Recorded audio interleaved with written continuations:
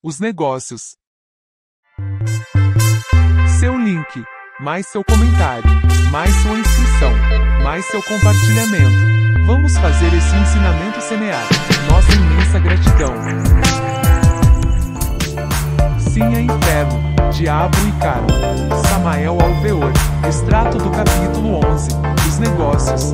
Afortunadamente, meus caros amigos, a justiça e a misericórdia são as duas colunas torais da fraternidade universal branca. A justiça sem misericórdia é tirania, a misericórdia sem justiça é tolerância, complacência com o delito. Neste mundo de desditas em que nos encontramos, faz-se necessário aprender a manejar os nossos próprios negócios, para arrumar o barco da existência através das diversas escalas da vida. O karma é negociável, e isto é algo que pode surpreender muitíssimo aos sequazes de diversas escolas ortodoxas. Certamente, alguns pseudo-esoteristas e pseudo-ocultistas tornaram-se demasiado pessimistas em relação à lei de ação e consequência. Supõe, equivocadamente, que esta se desenvolve de forma mecanicista, automática e cruel. Os eruditos creem que não é possível alterar tal lei. Lamento muito sinceramente ter que dissentir dessa forma de pensar. Se a lei de ação e consequência,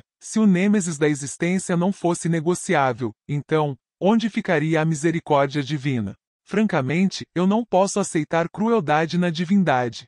O real, aquilo que é todo perfeição, isso que tem diversos nomes tais como Tão, Auem, Enri Sen, Alá, Brahma, Deus, ou melhor dizendo, deuses, etc., etc., etc., de modo algum podia ser algo sem misericórdia, cruel, tirânico, etc. Por tudo isto, repito de forma enfática que o karma é negociável. Quando uma lei inferior é transcendida por uma lei superior, a lei superior lava a lei inferior. Faze boas obras, para que pagues tuas dívidas. Ao leão da lei se combate com a balança. Quem tem com que pagar, paga e sai bem em seus negócios. Quem não tem com que pagar, pagará com dor. Se num prato da balança cósmica pomos as boas obras e no outro as más, é evidente que o karma dependerá do peso da balança. Se pesa mais o prato das más ações, o resultado serão as amarguras.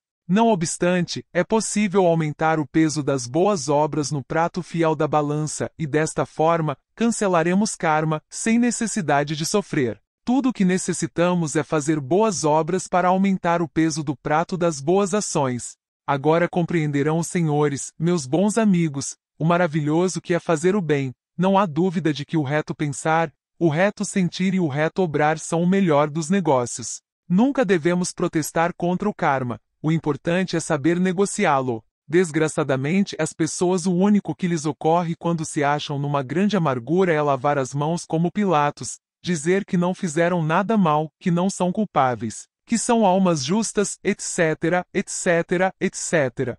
Eu digo aos que estão na miséria que revisem sua conduta, que se julguem a si mesmos, que se sentem, ainda que seja por um instante, no banco de acusados, que, depois de uma sumária análise de si mesmos, modifiquem sua conduta. Se estes que se acham sem trabalho se tornassem castos, infinitamente caritativos, aprazíveis, serviçais em 100%, é óbvio que alterariam radicalmente a causa de sua desgraça, modificando-se, em consequência, o efeito. Não é possível alterar um efeito se antes não se modificou radicalmente a causa que o produziu, pois, como já dissemos, não existe efeito sem causa, nem causa sem efeito.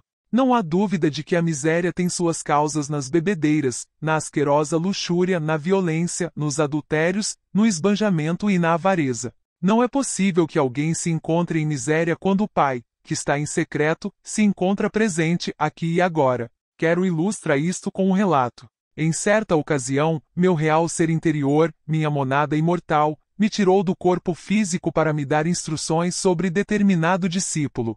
Concluídas estas, não vi inconveniente em me dirigir ao Senhor íntimo com as seguintes palavras: estou cansado de ter corpo. Eu o que queria era desencarnar. Nestes instantes, o Senhor de perfeições, meu Deus interior, respondeu com voz solene: por que protestas? Eu te dei pão, agasalho e refúgio, e ainda protestas? Recordas os últimos dias de tua passada existência?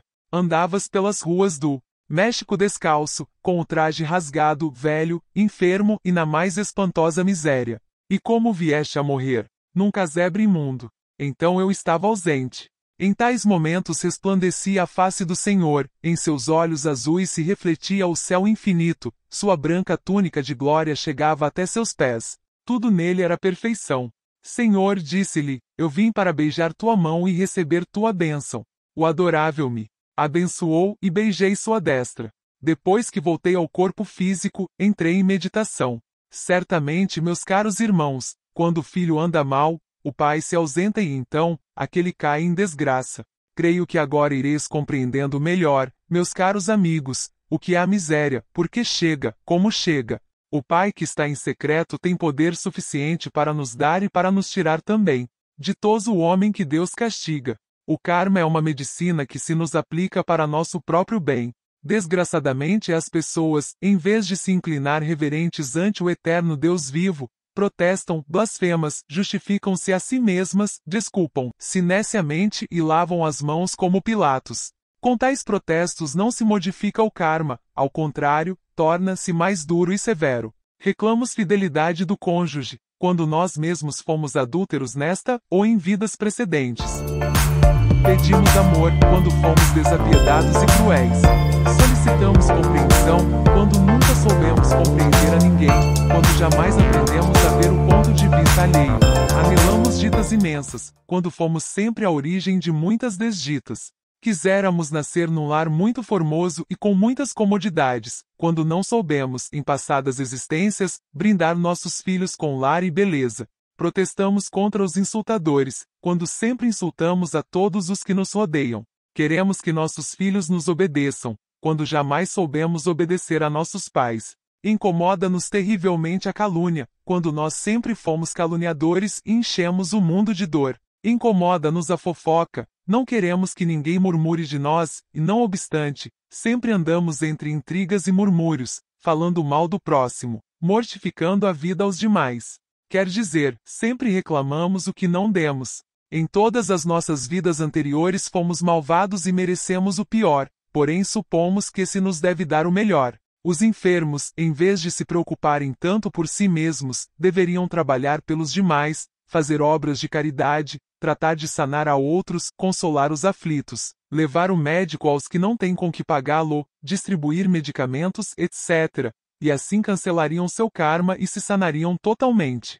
Aqueles que sofrem em seus lares deveriam multiplicar sua humildade, sua paciência e serenidade. Não responder com más palavras, não tiranizar o próximo, não incomodar os que nos rodeiam. Saber desculpar os defeitos alheios com uma paciência multiplicada até o infinito.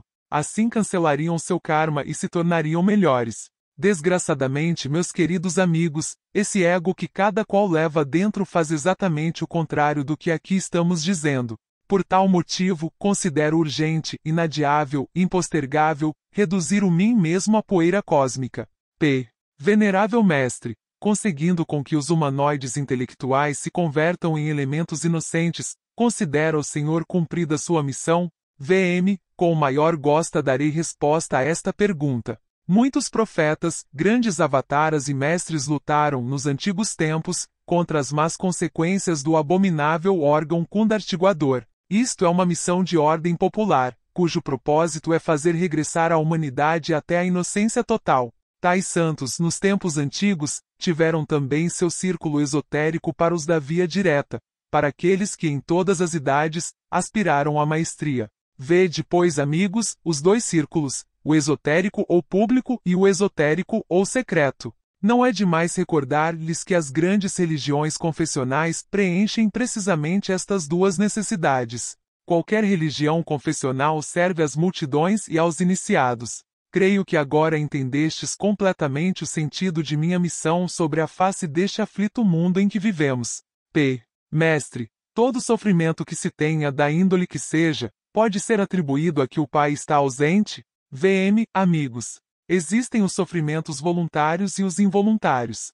Os primeiros se processam naqueles que seguem a senda direta, o caminho solar. Os segundos são resultado de nosso próprio karma. É óbvio que quando o filho anda mal, o pai está ausente e a consequência é a dor. P. Tocante ao nêmesis, ou karma, é possível que qualquer sofrimento possa ser negociável ante os senhores do karma. VM, estimados amigos, Quero que os senhores compreendam que quando tal ou qual karma se encontra já totalmente desenrolado e desenvolvido, tem que chegar até o final, inevitavelmente. Isto significa que só é possível modificar radicalmente o karma quando o arrependimento é total e quando toda possibilidade de repetir o erro que o produziu desapareceu radicalmente. Karma duro, chegando a seu final, é sempre catastrófico. Nem todo karma é negociável. É bom saber também que quando eliminamos radicalmente o ego, a possibilidade de delinquir fica aniquilada e, em consequência, o karma pode ser perdoado.